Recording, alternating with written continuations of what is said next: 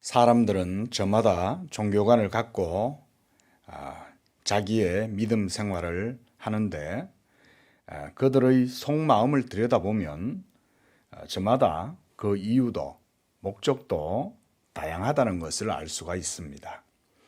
어떤 이는 마음의 평안을 누리기 위해서, 또 어떤 이는 내세의 복을 받기를 원하는 사람도 있지만 현세의 복을 받기 위해서 이렇게 해서 종교를 가지는 경우도 있습니다.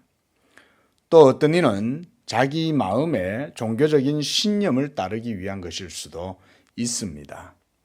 그런데 많은 사람들은 사실 종교 생활을 하나님께 영광을 돌리고 하나님의 의와 나라를 구하는 그런 영적 삶으로 추구하는 것이 아니라 대부분이 육적인 삶의 가치를 추구하고 그것이 자기들의 종교 생활, 그 신앙의 주된 목적인 양 생각하면서 자기 종교를 추구하는 사람들이 더 많이 있습니다. 이것은 기독교 안에서도 마찬가지입니다. 예수를 믿는다고 말을 해도 복음의 진정한 의미는 알지 못하면서 하나님의 나라와 의, 하나님의 영광을 위해서 살아가는 그런 사람들은 그리 많지가 않습니다. 본문에서 예수님을 따라다녔던 많은 무리들도 마찬가지였습니다. 그들이 예수님을 따랐던 이유는 하나님의 나라와 의를 위함이 아니라 26절에 보면 그들이 떡을 먹고 배부른 까닭이었다라고 말씀하고 있습니다. 그래서 오병이어 사건 이후에 무리들이 예수가 메시아임을 확신하게 되었고 그를 이제 자기들의 임금으로 삼아야겠다고 생각을 했던 것입니다. 그 이전에 예루살렘에서도 예수님은 많은 능력과 기적을 행하셨습니다. 그러자 그때만큼은 사람들이 예수의 능력을 인정하고 하나님께로부터 온 사람이라고 인정을 하고 하나님의 보내신 선지자다라고 했지만 이 오병이어의 기적 자체는 그것 이상을 훨씬 뛰어넘는 것이었습니다. 왜냐하면 그곳에 있는 만여 명에 가까운 사람들의 모든 배를 예수님이 그 오병이어를 가지고 다 먹여주셨기 때문에 그렇습니다. 아무래도 사람들은 다른 사람이 병 낫고 그리고 다른 사람이 어떤 좋은 일이 생겨나고 하는 것에는 별로 관심이 없습니다. 그러나 자기의 줄인 배를 저 예수가 기적을 통하여 채워주었다. 사실 우리 인생에 있어서 제일 중요한 문제가 먹는 거 아니겠습니까? 이 먹는 문제만큼 사람들에게 민감한 것은 없어요. 자기 입으로 들어가고 자기의 생존에 관련된 것이기 때문에 그렇습니다. 그러니까 오병이어의 기적을 보고 사람들의 생각이 완전히 바뀌게 된 것입니다. 이 예수를 데리고 다니면, 이 예수가 자기들의 임금이 되면 저 예수를 통해서 우리가 먹을 것을 전혀 걱정하지 않아도 되겠다. 자, 여러분, 이 오병이어의 사건 이후에 무리들은 예수가 바로 메시아임을 확신하게 된 것입니다. 자, 이런 여론이 더욱 크게 일어나면 예수님을 따라다니던 제자들도 그 여론의 동료가 될 것임이 분명합니다. 그렇게 되면 주님께서 세상에 오셔서 행하신 일과 하나님의 뜻을 제자들이 깨닫지 못하고 허탄한 이 세상의 육적인 일에 치우쳐서 하나님의 구원의 사역에 도리어 거스를 수가 있기 때문에 주님은 오병이어의 기적을 행하신 이후에 즉시로 제자들에게 배를 타고 가버나움으로 가라고 말씀하시는 것입니다. 이렇게 함으로써 주님은 무리들과 제자 사이를 떼어놓는 것입니다. 그리고 이 제자들이 이제 그 갈릴리 바다를 건너서 가버나움으로 가는 동안 주님은 그들에게 또 다른 교훈을 주시고자 하신 것입니다. 여기서 주님은 먼저 제자들을 무리에게서 이렇게 떼어놓을 필요가 있었던 것입니다.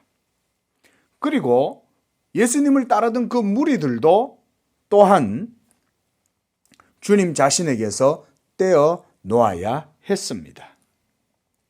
왜냐하면 그들이 주님을 잘못 따르고 있었기 때문에 그런 것입니다. 우리가 왜 그런가는 이 본문 이후에 좀 더 구체적으로 말씀을 들을 수가 있습니다. 기독교계 안에서도 일부 진영에서는 예수 그리스도의 복음을 정치적인 것으로 이해해서 사회운동이나 사회 참여가 마치 복음이라고 생각하는 부류들이 있는데 그것은 잘못된 이해입니다. 하나님 나라와 운동은 정치적인 운동이나 캠페인을 통해서 이루어지는 것이 아닙니다. 그것은 오직 하나님의 방식대로 이루어지는 복음의 역사이며 진리의 방식대로 이루어지는 그런 영적인 방식이요. 하나님께서 그렇게 해서 이 하나님 나라의 일들을 이루어 가시는 것입니다. 물론 우리가 한 나라의 시민으로서 사회활동을 참여하는 것, 저는 그것이 잘못되었다고 말씀드리는 것이 아닙니다. 여러분들이 이 나라에서 한 시민으로서 정치적으로 참여해야 할 의무가 있다면 투표권, 시민권을 행사해야 한다면 그것은 바르게 행사하십시오. 여러분들이 가지고 있는 도덕적인 거나 또는 여러 가지 가치관이나 이런 것들을 가지고 판단하셔서 여러분들이 원하는 정당이나 지지자들을, 후보들을 여러분들이 찍으면 되는 것입니다. 그러나 하나님의 나라는 그런 것들로 인해서 이루어지지 않는다는 것을 우리가 기억을 해야 하는 것입니다. 하나님의 나라는 영적인 나라요, 인간의 지혜와 의지와 능력에 의해서 이루어지는 것이 아니기 때문에 그런 것입니다. 하나님께서 이 세상에 권세자를 세우고 나라에 여러 가지 입법자들이나 여러 지도자들이 있지만 하나님께서 그들을 세우셔서 이 일반 시민과 일반 세계의 모든 삶을 그들로 하여금 통치하게 하고 다스리게 하신 것도 하나님의 섭리임에 분명합니다. 그러나 하나님의 나라는 그런 것 속에서 이루어지는 것이 아니라 오직 하나님의 복음의 역사를 통해서만 이루어진다는 것을 우리가 오늘 본문을 통해서 바르게 주지를 해야 하는 사실입니다. 예수님께서 제자들에게 주시고자 하는 교훈도 바로 이것입니다. 그리고 무리들의 오류를 지적하시고 그것을 벗어날 수 있게 해주신 것도 바로 이러한 이유 때문입니다. 그래서 주님은 26절에 무리들을 향하여 너희가 나를 찾는 것은 표적을 본 까닭이 아니요 떡을 먹고 배부른 까닭이로다. 이 말씀은 뭐냐면 표적을 본 까닭이란 그 표적의 진정한 의미와 그 기적의 주체가 무엇인가에 관심이 있는 것이 아니라 먹는 것, 먹고 자기들의 배가 부르고 그것으로 인해서 만족감을 누렸기 때문에 너희가 나를 따르는 것이지, 그 표적이 의미하는 바 예수 그리스도에 대한 믿음, 하나님의 뜻을 향한 믿음을 가지고 너희가 나를 따르는 것은 아니라는 말입니다. 자, 이 세상의 모든 정치는 우리가 알다시피 여야로 나누어져 있죠. 우리 사회에도 진보니 보수니 우파니 좌파니 이렇게 다양하게 나뉘어져 있습니다. 그런데 이것의 중심은 가진 자와 없는 자의 줄다리기와 같은 그런 것입니다. 말하자면 이 세상의 정치란 진보와 보수라는 이름이 붙어도 두 진영 간의 시속 게임에 저는 불과하다고 생각합니다. 그들이 서로 대립하고 갈등하고 이견을 조율한 이유가 무엇입니까? 그것은 네가 더 많이 가졌으니 나한테 더 달라는 것입니다. 네가 더 많이 누리니 그것은 불공평하고 나한테도 더 달라는 것입니다. 그래서 누가 더 많이 먹고 누가 더 많은 힘의 균형을 통해서 그 밸런스를 이루어 가느냐라고 하는 중심의 기준은 바로 먹는 문제 때문이란 것입니다. 사실 그렇게 정치나 패권이란 게 그래서 고상한 것은 결코 아닌 것입니다. 먹는 문제 아닙니까? 그런데도 사람들은 자신이 지지하는 당은 자신이 지지하는 후보는 선하다고 생각하고 착각합니다. 상대편은 나쁘고 우리 편은 선하다고 착각합니다. 그러나 여러분, 그것만큼 자기중심적이고 주관적인 것은 없습니다. 그것은 편견일 뿐입니다. 누구나 의로운 사람은 하나도 없습니다. 단지 상대가 나보다 더 많이 가지고 있고 내가 상대보다 어떤 것을 가지는 것에 있어서 소외되거나 불리하거나 손해를 본다는 생각을 할 뿐인 것입니다. 이게 바로 이 세상의 균형을 움직이는 정치라는 것입니다. 물론 기독교도 세상에서 소외되거나 고통받고 억압받는 자들을 위해서 섬겨주고 구제하기를 힘써야 하는 것이 맞습니다. 하지만 이것은 세상의 정치적인 차원, 하나님 나라의 일의 차원에서 생각을 해야지 이 세상의 육적이고 정치적인 차원과는 다른 사역인 것입니다.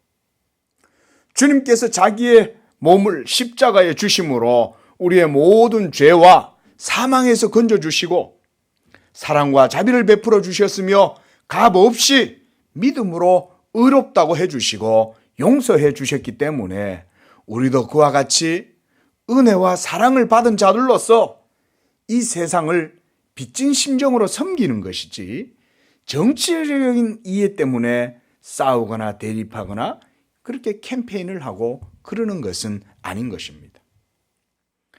하나님의 말씀에 따라서 하나님을 섬기고 그분의 뜻대로 이 나라를 세워가기 위해서 우리가 기도하고 또 정치적 행위를 하는 것은 저는 바람직한 것이라고 봅니다. 가령 오늘날 참 이 사회에 이슈가 된 동성애. 여러분, 이 동성애와 같은 범죄를 마치 인권이나 평등이라는 이름으로 포장을 해서 우리 사회의 보편적 가치를 흔들려고 하는 것은 거기에는 먹는 문제가 아니라 하나님의 말씀의 가치가 지켜지는가 아닌가 하는 문제가 여기에는 더 중요한 것입니다. 사람들이 먹고 살만하니까 동성애를 하는 거 아닙니까? 여러분, 가난한 시대에 누가 동성애를 하겠어요? 동성애를 하는 대부분의 사람들은 이 시대에 취해 있고 육의 향락에 취해 있고 육의 고삐가 풀려서 동성애를 하는 것입니다. 의사나 돈 많이 버는 법률가들이나 권세를 누리는 사람들, 자만심에 막 부풀어 올라 있는 사람들은 주로 이런 성적인 죄를 쉽게 범합니다. 한테 모여서 온갖 음란하고 더러운 짓들을 하고 동성애를 하고 게이가 되고 여러분, 그 모든 것들은 다 음욕의 죄예요. 음욕의 죄. 여러분, 이 사회가 그것을 성적 지향성이다 라고 표현하지만 그것은 세상의 관점이에요. 하나님은 분명히 동성애하는 자, 남색하는 자, 이런 자들에 대해서는 하나님께서 분명히 그것은 불법이라고 말씀하세요. 그리고 하나님의 기준에 의하면 그것은 바로 사형입니다. 사형. 그래서 옛날에 고대의 이스라엘 민족 그 유대 종교 안에서는 남색하는 자는 그 종교법에 의해서 사형을 당해야 했어요. 처형이에요. 왜냐? 그것은 바로 하나님의 거룩한 의와 그리고 하나님을 섬기는 여호와의 종교에 결코 부합되지 않기 때문에 그랬던 것입니다. 그렇다고 오늘날 우리가 그들을 사형을 시키자 이런 의도로 말씀드리는 게 아니에요. 분명한 사실은 하나님이 이스라엘 민족과 그 유대 종교를 통해서 보여주신 것이 무엇입니까? 남색하고 동성애하는 것, 그런 것은 극악한 죄라는 사실을 하나님께서 보여주신 것이죠. 여러분, 동성애로 인해서 우리 사회에 얼마나 많은 정신이 썩어져가고 자녀들이 썩어져가고 부패해가고 성적으로 병이 걸려가지고 에이즈에 걸리고 온갖 취잡하고 입에 올리기도 더러운 병들이 막 들끓고, 여러분, 마귀가 바로 이런 것을 파고 들어와서 공격을 하는 것입니다. 마귀는요, 먹는 정도의 문제 가지고는 쉽게 공격하지 않습니다. 바로 하나님의 말씀을 대적하는, 그리고 이 세상의 정신이 하나님을 대적하는 바로 그 사이로 파고 들어가서 마귀가 버림받은 자들의 뒤에서 추궁하고, 그 버림받은 자들을 뒤에서 막 부추겨 가지고 하나님 나라를 대적하게 하고 하나님의 영광을 모독하고 그렇게 하는 것입니다. 그래서 마귀의 논리를 보십시오. 기독교가 사랑이 없고 자기들의 종교적 편애로 동성애자들의 인권을 억압하고 있다. 그리고 폭력을 행사한다. 이런 식으로 지금 플레이를 하고 있지 않습니까? 여러분, 이 모든 것 뒤에 누가 조종하고 있겠어요? 정의당이 하고 있습니까? 아닙니다. 그 바로 뒤에 정사와 권세를 주관하고 공중권세 잡은 사탄이 역사하고 있는 거예요. 그리고 마귀의 종들이 이 세상 요소 곳곳곳곳에 자리를 차지하면서 그들이 기회만 되면 어쨌든지 하나님을 대적하고 교회를 무너뜨리고 그리스도 복음을 무너뜨리려고 이렇게 계계를 부리는 것입니다. 자, 여러분, 이와 같이 세상은 먹는 것과 마시는 것, 이런 문제, 우리가 이걸 분배정이다 이렇게 말하는데, 이 문제 때문에 여야로 나누어지는 것이지, 있는 자와 없는 자의 균형이 깨지면 이 사회에 문제가 일어나게 되는 것입니다. 그러다가 정권이 바뀌면 다시 또 여가 이번에는 야가 됩니다. 그리고 야가 여가 됩니다. 그리고 이것은 또다시 반복이 됩니다. 여가 된 야는 자신들의 정권을 통해서 그동안 자신들이 누리지 못했던 것을 마음껏 채우려고 합니다. 그리고 이전에 자신들이 지금의 야당에게 당했다면 그 당한 것을 보복할 뿐만 아니라 그들과 같은 실수를 하지 않고 더욱더 교묘하게 그들 위해 군림하고 자기들의 정권을 지키기 위해서 온갖 모략을 다 짜내는 것입니다. 여러분, 이것이 기계적 시스템 속에 있는 이 저주받은 시스템 체계예요. 야가 된 여는 또한 그들의 기만적 행위를 동일하게 비판하면서 대립각을 세웁니다. 이게 바로 정치라는 것 아닙니까? 여러분, 이런 것을 통해서 어떻게 하나님 나라와 의와 하나님의 영광이 이루어지겠습니까? 기독교인들은 오직 하나님의 말씀의 가치를 따라서 이 세상 가운데 서 계시기를 바랍니다. 그래서 여러분, 우리가 그 자리에 서서 성도의 자리에서 기도를 하는 것입니다. 하나님의 말씀을 붙들고 기도하면서 세상이 마귀의 지배와 역사로 악법을 만들고 있거나 적그리스도적인 태세를 취하면 여러분, 우리 기독교는 그것에 대해서 저항을 할 수가 있는 것입니다. 이것을 우리가 기독교의 저항 정신이다, 저항권이다 라고 말해요. 존 칼빈이 기독교 강요 맨 마지막에 국가편에서 이 이야기를 합니다. 성경은 위에 있는 권사자들에게 복종하고 그들의 다스림에 순종해라. 그들의 명령을 잘 따르고 세금도 잘 바치고 할 거를 해야 된다 라고 말합니다. 왜냐? 하나님께서 그들을 세우셔서 이 일반 시민들과 일반 세상의 모든 것들을 그들을 통하여 하나님이 맡겨주시고 다스리도록 하셨다는 거예요. 그래서 잘 다스리는 자에게 복종해야 된다고 칼빈은 말합니다. 그런데 또한 그는 이렇게도 말해요.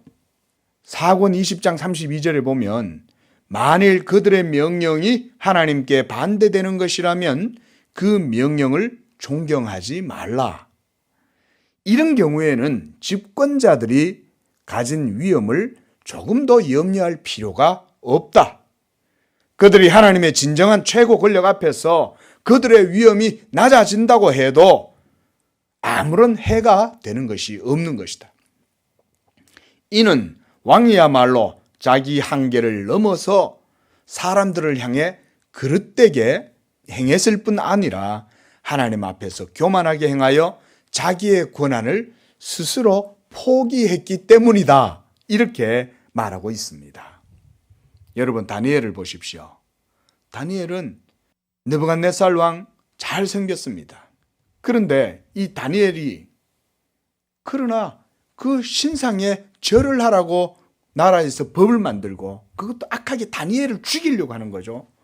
오늘날 여러분 이 차별금지법을 여러분 이게 악법이 바로 그런 거예요.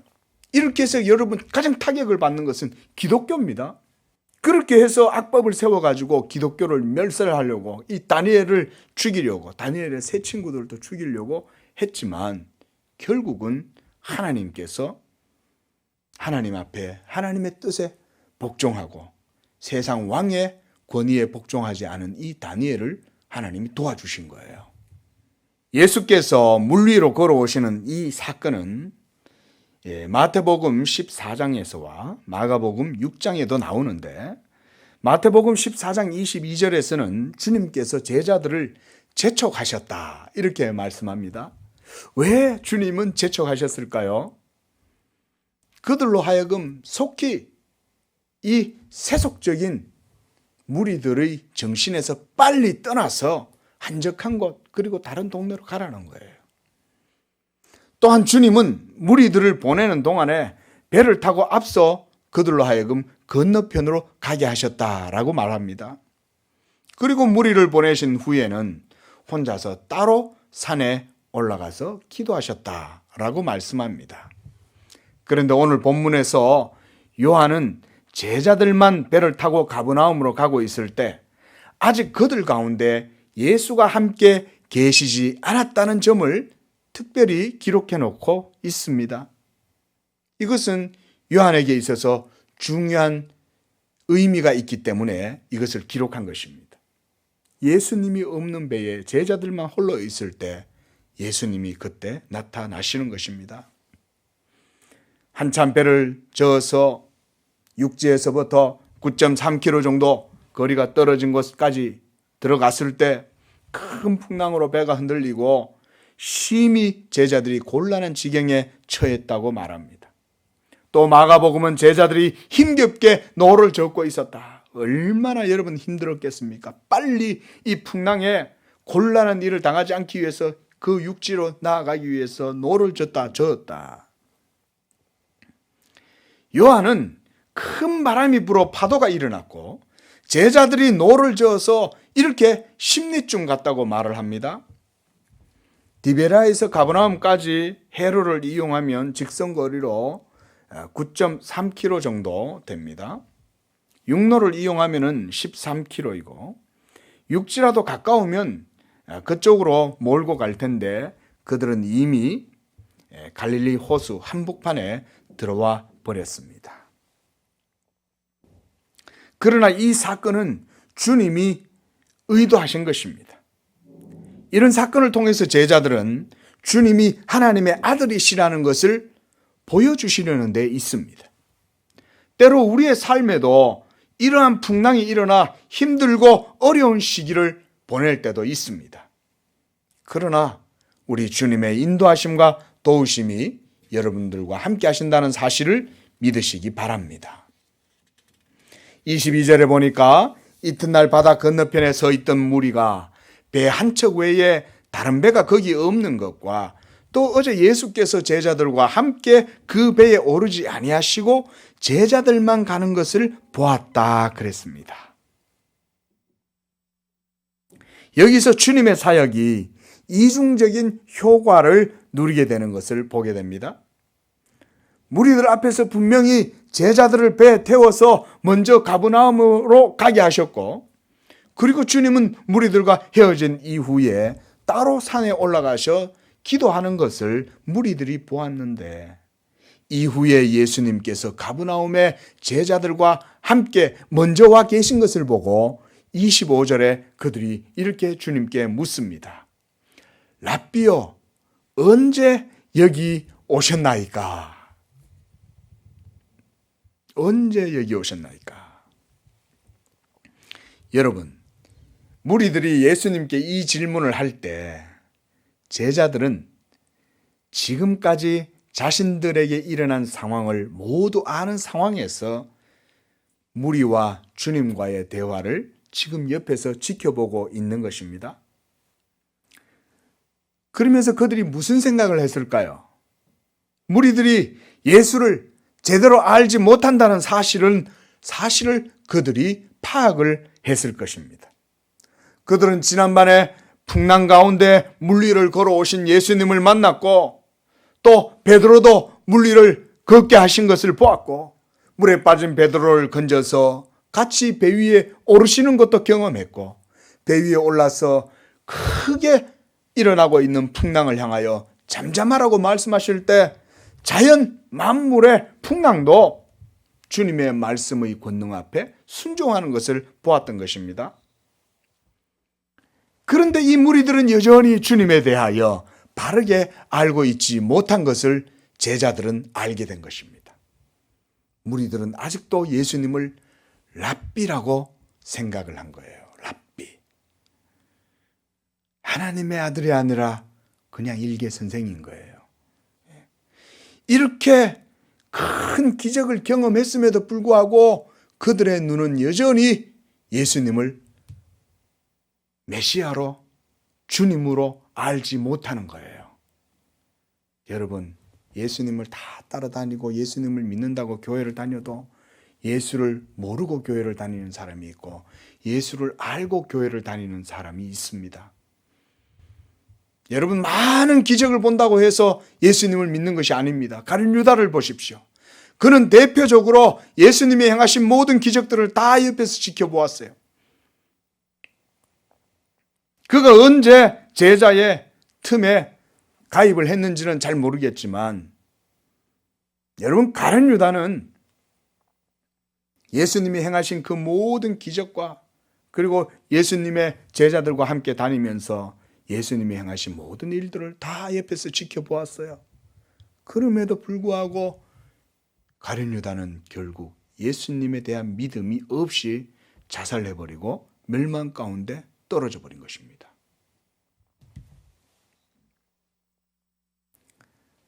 여러분, 이렇게 주님은 이 하나의 사역을 통해서 두 가지의 열매를 거두고 계시는 것입니다.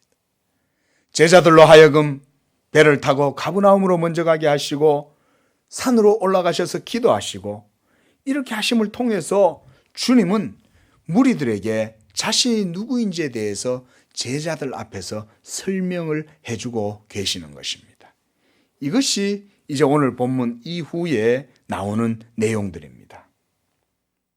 그래서 이제 주님은 썩는 양식을 위하여 일하지 말고 영생하도록 있는 양식을 위하여 하라 라고 하면서 바로 그 하늘의 양식이 바로 주님 자신이라는 것을 이제 또한 이 무리들과 제자들에게 가르쳐주고 계십니다.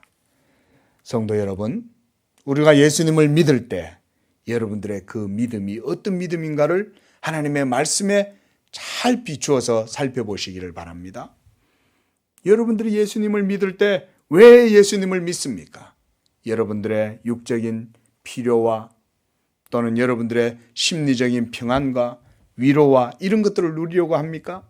물론 여러분 영적인 평안을 누리면 여러분들의 심리적인 평안, 내적인 평안을 누립니다. 사랑하는 자여 네 영혼이 잘됨 같이 네가 범사에 잘되기를 원한다 라고 하는 말은 바로 그거예요.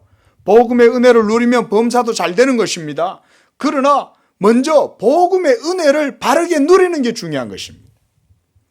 예수에 대한 바른 믿음이 없이 그를 단지 종교의 선생이요, 예수가 사회운동과 민중의 운동이요, 선각자요, 어떤 정치적인 이념과 리더와 그가 어떤 하나의 사회운동의 모티브가 될 수 있다라고 해서 예수를 이용하면 결코 예수를 통해서 참된 하나님의 나라와 의와 영적인 은혜를 누리지를 못하는 것입니다.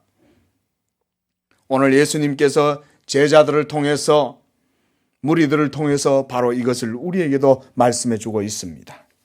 우리 양재교회 성도님들은 예수 그리스도에 대한 참된 복음, 이 영적인 믿음을 가지고 온전히 이 세상 가운데에서도 하나님 나라의 시민으로서 하나님의 뜻을 따라서 하나님께 영광을 돌리는 그런 믿음들이 되시기를 주의 이름으로 축원을 드립니다. 기도하겠습니다.